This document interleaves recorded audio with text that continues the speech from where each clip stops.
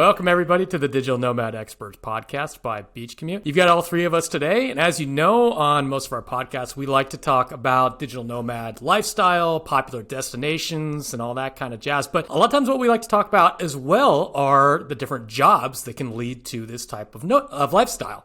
So we like to talk about typical career pathways, and today what we want to do is talk about some a little bit unusual career pathways. And we like to talk about this because a lot of times when people think of digital nomad, when they're just starting to get into, thinking about getting into the lifestyle, they've got this preconceived notion that it's all Instagram influencers, that it's all coders. And yes, while it can be those things, it can also be a lot of unusual stuff. So in our combined, I don't know how many years of travel, we've got quite a few different strange jobs that we want to share with you today. So we're going to do that. But first, let's just go around the room. Like I said, Diego and Marissa are with me today. So let me just check in clockwise order on my screen here. And Diego, how are you and where are you? Yeah, thanks. I'm over in Italy right now. I've been hopping around a little bit over here, trying to sort of check out different towns, and soon headed over to Lisbon, Portugal. Awesome. I have never been to Portugal before, out of all the places. Haven't been to that one blows people away. And also, I feel like you'd love Lisbon. They have coffee. So I think too. Well, absolutely. Say no more, sir. They have great coffee. Yeah. You said the magic combination of words. I am on my way. I'm en route. Marissa, how's it going? It's good. I am good. I am still in the States for a little bit, heading to Mexico soon, but just chilling here for a little while longer. Feeling good. And what about you, Jeff? Where are you? Still in Georgia. Got a little less than 1 week left. And Georgia, the country. I'm in Georgia, the state. Jeff is in Georgia, the country. Had to get my hat. I bought a hat that said Georgia on it while I was here, and I realized people are going to think I'm a big fan of Atlanta, the state, or the city and the state.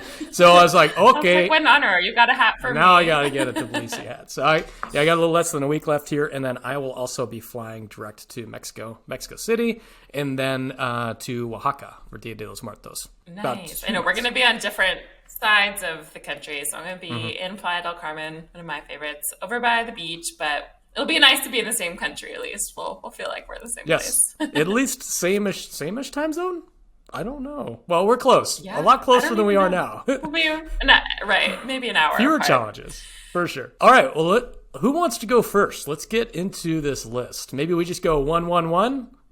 Maybe Diego goes 1, Marissa goes 1, I go 1. How about that? Yeah, and just to start, I think just to share with you if you're listening, we're going to go kind of round robin. We don't know what the other people have chosen, and we're going to share our top 3 weirdest, quote, weirdest, most unusual digital nomad jobs that people are doing, who we have, again, not just like heard about, but literally personally met, interacted with, often lived with, or done a chapter with while we've been traveling. And these are fun just to remind you that there are so many jobs, as Jeff said, that you can do while traveling that you would never imagine. And this is just like, I feel like we had to limit ourselves. Like we could go on and do hundreds of these, but I want maybe Diego can kick it off because I'm so curious. Again, we have no idea what the others have chosen. And Diego says he's got some good ones. So Diego, we're going to put you on the spot for number 1. No, and I just want to make sure that everyone listening knows that this is not a competition, but the one who has the craziest job has won by default. Just putting that out there. So don't turn it off. Don't turn it off after Diego's. Listen to the rest of ours. We're just doing one each, right? I think we should have people can write in and choose the winners. Maybe we can have like a comment on Spotify, Jeff, and say who won with the craziest. Yeah. Okay. So if you're listening on Spotify, there's an option for you to. I'll put in an option for you to write in. Just enter the letters JEFF and then hit submit, and then we are good to go. Or not, Jeff. Diego. All right, let's get going. Whatever. Cool. So first one I met actually in Bali. That was about, ages ago now, 6-7 years ago. So this person traveled with a full-on DJ pult, and literally we had this villa. There was a pool that people were sometimes working from as well, and then just opposite the pool, there was this little this little bungalow with a pillow inside it.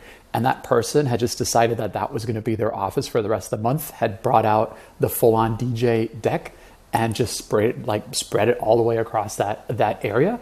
And yeah, they were basically just mixing music all day long, and that was their job. They had this big performance that they were gearing up for with like lights and all sorts of stuff, but I'd never seen anything like that remotely. So yeah, that's my first one. What was that? So what does that qualify as?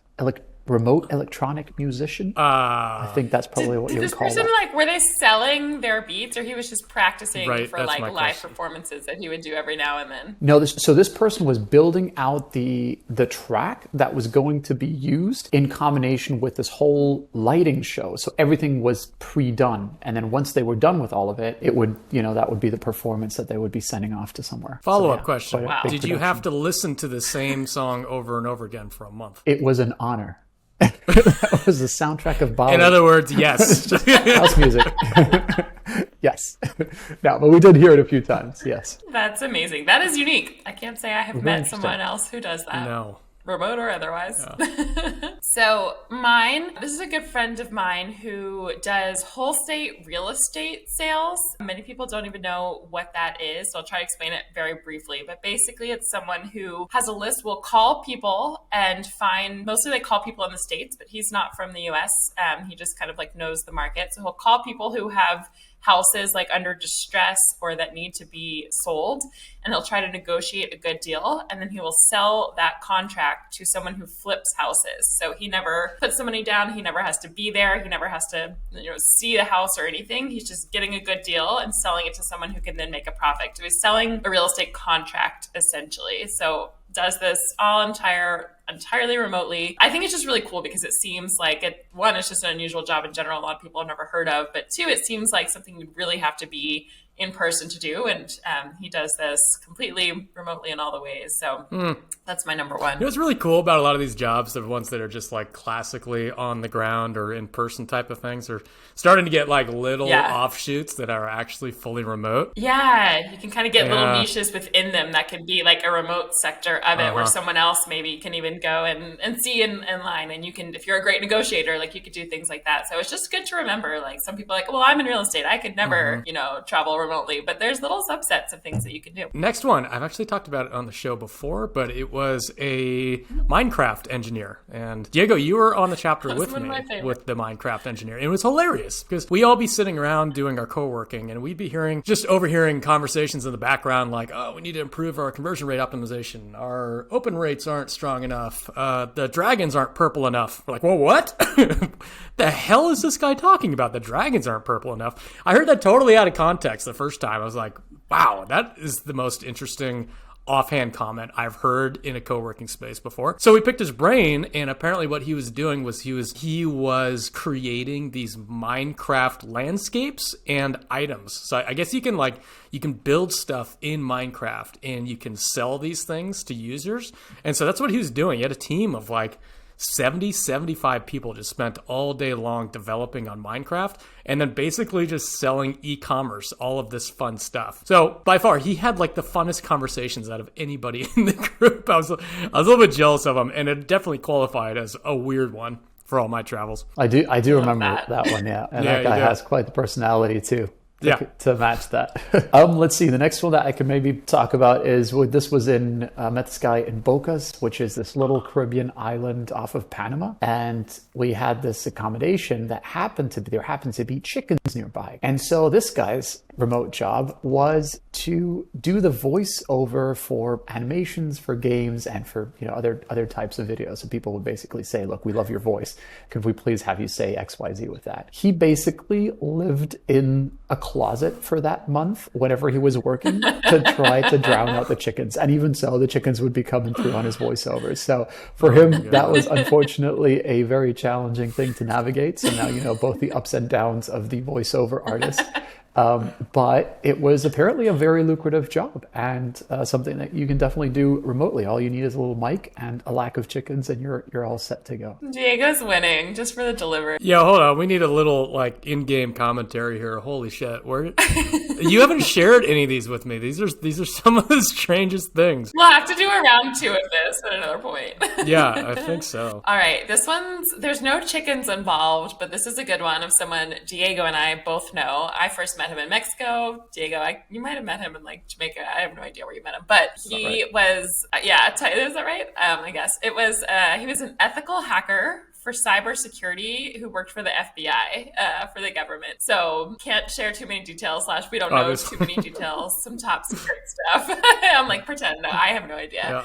But we know this is what he did, and it's a super interesting one. Like, who would have thought you could work for the FBI, be a cybersecurity ethical hacker, and still travel the world? So it is possible. You can do it. That's my number 2. I guess he was a bit of a moving target. Probably good for him. Keep him guessing. Don't know where he'll be. That's so weird because you would think cybersecurity, they would be super particular about like where you're logging in from, right? But I guess if he's the expert in cybersecurity, then he's got that figured out, or he's telling them how to do it, right? So kind of his VPN game is strong. He's probably figured that part out for himself. Because we also had Diego. Do you remember when we were in Oman, we had someone living with us who also worked in cybersecurity for like a big banking company, and she wasn't allowed. She had to come with a burner, not just a burner phone, but a burner laptop as well. That's intense. So she could only log on. She wasn't allowed to like use her phone or normal computer while we were like in this country and traveling in different ways. So yeah, there's all sorts of workarounds, and those are some extreme examples. But yeah, that's my number 2. I feel like it's a good top contender for the winner, but I feel like Diego's got a good one up his sleeve for the last part. I don't even want to say mine anymore. You guys have such good ones. I need to meet more interesting people, I guess. Jesus. The next one was also Diego, I think you met him. Yeah, in Colombia. Professional gambler, but he wasn't like... Ooh, that's a good one. Wasn't like he wasn't like a poker player. He was a sports gambler. And he actually, I don't believe his job, you correct me if I'm wrong, if you remember better than I do, but I don't believe his job was actually to bet on the games. I think his job was to set the lines for the sports bettors on the games.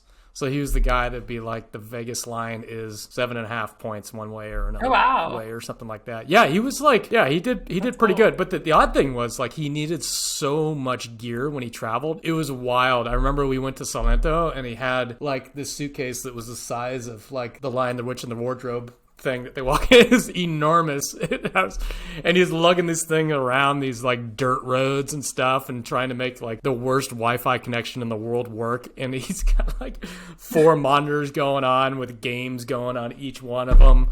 And I was just like, I asked him, like, is this legal? And I got kind of a answer. I'm like what? What does that mean? Never mind. He's from Denmark, right? So yeah, he's Danish. That's right. Some different laws might apply there as well. And one of those screens was like, is it called an iMac? You know, like the biggest possible Mac you can buy that is stationary, like that. It's not a laptop. You know, it's just the screen. Mm-hmm. By the end of the trip, it was cracked all the way down the screen. But you know, I don't remember that. Pricey paint for.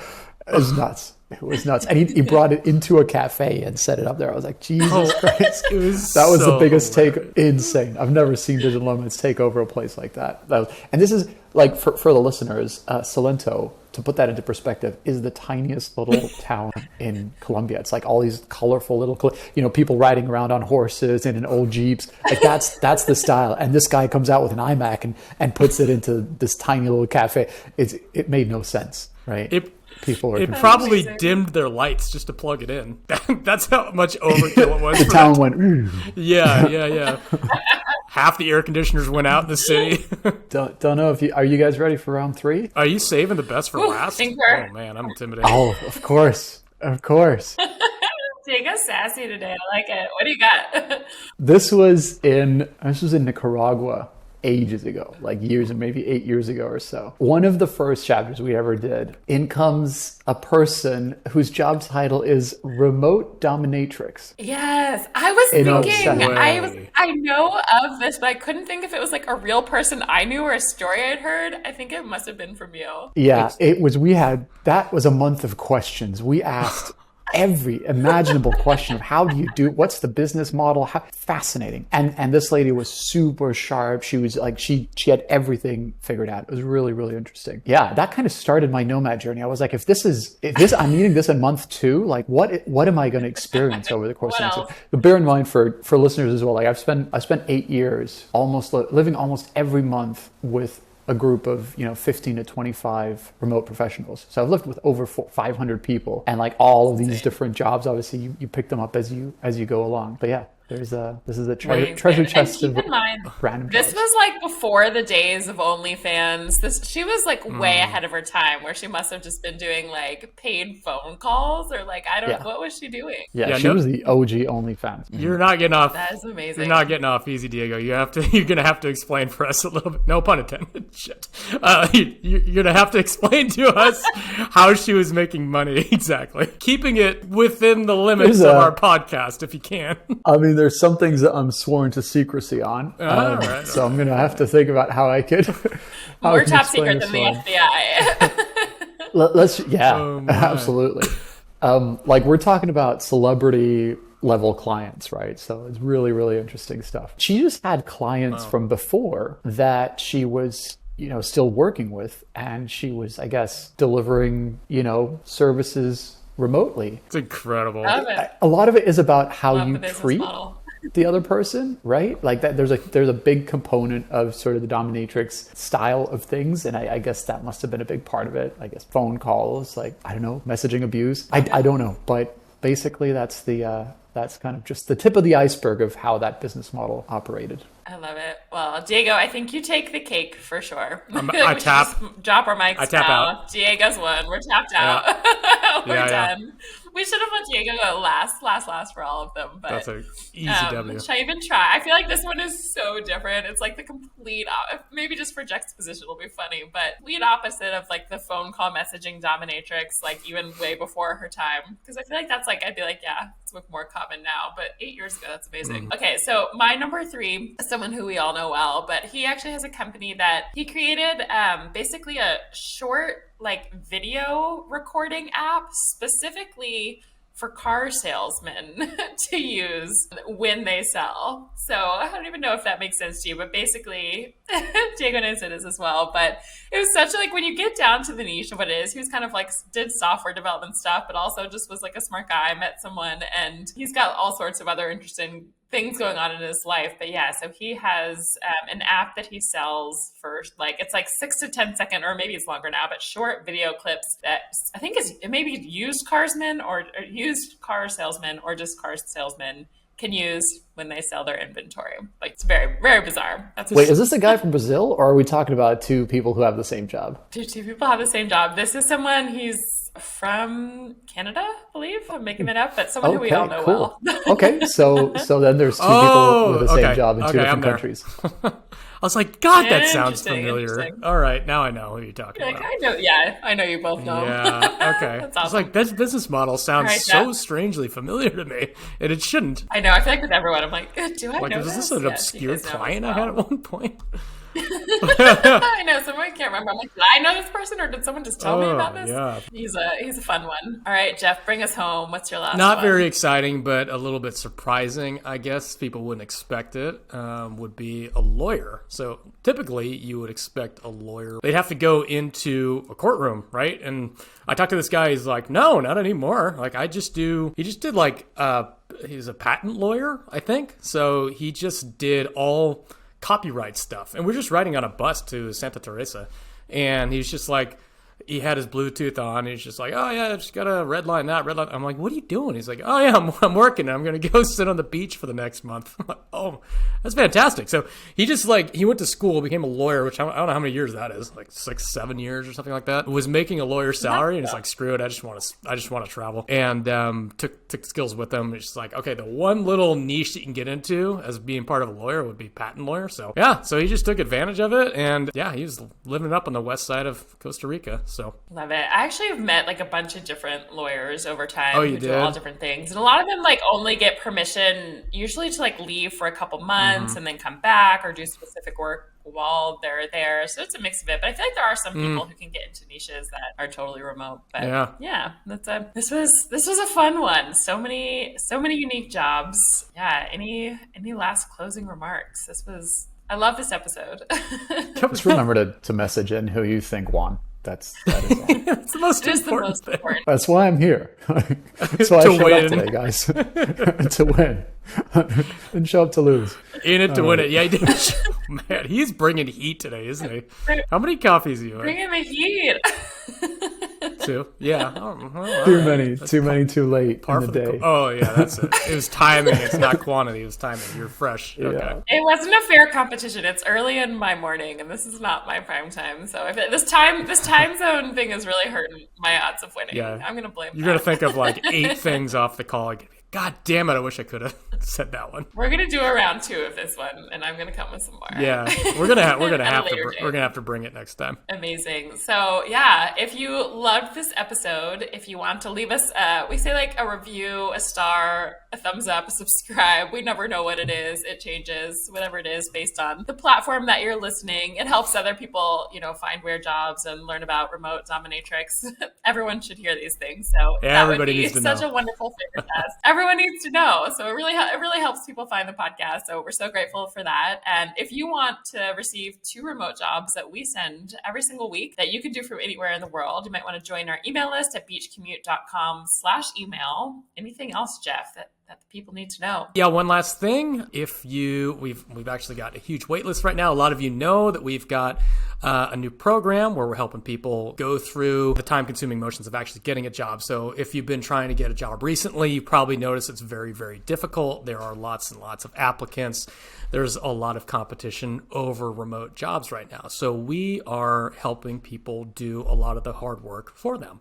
So like I said, we are really, really booked up right now. We actually have a wait list, but it would make sense to at least get yourself on the wait list. If you are somebody, like the ideal candidate for this is somebody that is somewhat well established in their career path. They've been, doing the same thing for a certain period of time, and they're at a little bit of a crossroads with their business in that they won't let them become remote workers. So we're going to try to help you find jobs that are going to let you realize that dream. So make sure you get on the list if that seems interesting to you. It's beachcommute.com/apply, beachcommute.com/apply. And I think that wraps it up for today. I think that's it. Thanks so much. We'll be back next week with another fun topic. Where Diego doesn't win, I hope. Yes, we'll pick one that Diego can lose purposefully. We'll see you next week. Bye.